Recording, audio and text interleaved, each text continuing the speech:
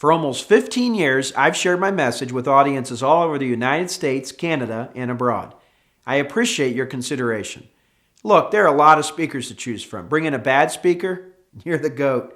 Bring in a good one and you're a hero. If you want to be a hero, I might be your guy. I say might be because if you're looking for a speaker on financial planning, meditation, interior design, or European history, then I can't help you. But if you're looking for a speaker who speaks from personal experience in the areas of marketing, management, or motivation, then I know I'm your guy. You see, there are tons and tons of speakers who profess to be experts in the area of management, marketing, and motivation, and then there are the true experts. My experience of over 25 years of running a multi-million-dollar company makes me uniquely qualified to teach others how to plan, sell, organize, and lead people to the next level.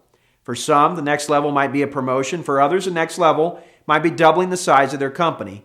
I show people what's possible. I'm what my friend Dr. John Maxwell would call a lid lifter. I show groups, companies, and organizations what's possible, and I give them the tools to execute and realize success. They aren't suggestions. I'm not guessing what would work. I know what works. My success proves it. Dizzy Dean, the legendary baseball player, once said, quote, "It ain't bragging if you done did it." I couldn't agree more. Please take a moment and watch me in action. Just because you're not somebody that maybe is like me and can jump up and down on here and create a big fuss and get your attention, that doesn't mean that you're not an enthusiastic, charismatic, can-do, make-a-difference kind of person. We have to start teaching our kids and our people and our neighbors and other vendors and everybody that honesty and integrity should be an integral part of our lives.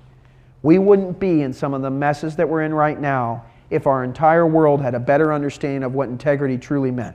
There's 3 reasons people don't do what they're supposed to do at your companies. The first reason is it's always when someone doesn't do what you want and need them to do, it's an issue of training.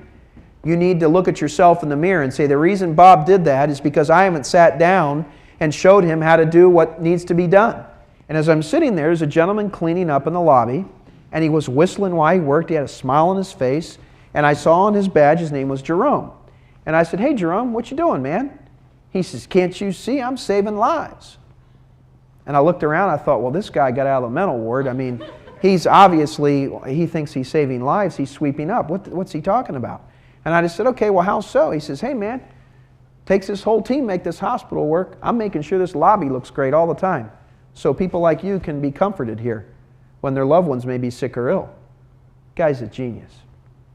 But somewhere in that hospital, there's some leadership that made this guy understand that his job was important. The second reason Bob doesn't do what he's supposed to do is Bob's a 6 when you need a 9 in that position. It's a capacity problem. So it got down towards the end of the evening, and I did something that I frequently do, which is put my foot in my mouth. Jimmy came over to me. We're getting ready to wrap up the evening. And I said, "Hey, Jimmy, where'd you go to college?" He says, "Undergrad, master's, or PhD?" Oh, boy. So me, being the arrogant guy that I was, said, "Jimmy, why do you work at this bookstore?" And he looked at me kind of incredulously, and he said, "Can't you tell?" I said, "Well, I think I know, but why do you work at this bookstore?" He said, "Because I love books." The last reason somebody doesn't do what you want and need them to do is because of a bad attitude. And the most dangerous of all people in our companies are smart people with a bad attitude. I have a company I was working with, guy calls me up, he says, "I don't know what to do." He says, "I just found that my guy's been fertilizing a bunch of athletic fields. He's getting paid for it, I'm not. He's using my stuff, my truck, my equipment. What should I do?"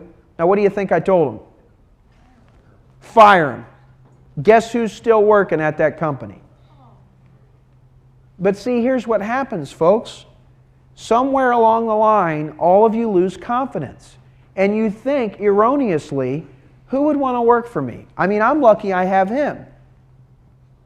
And so I have to put up with this stuff. No, you don't. Success is a marathon, not a sprint.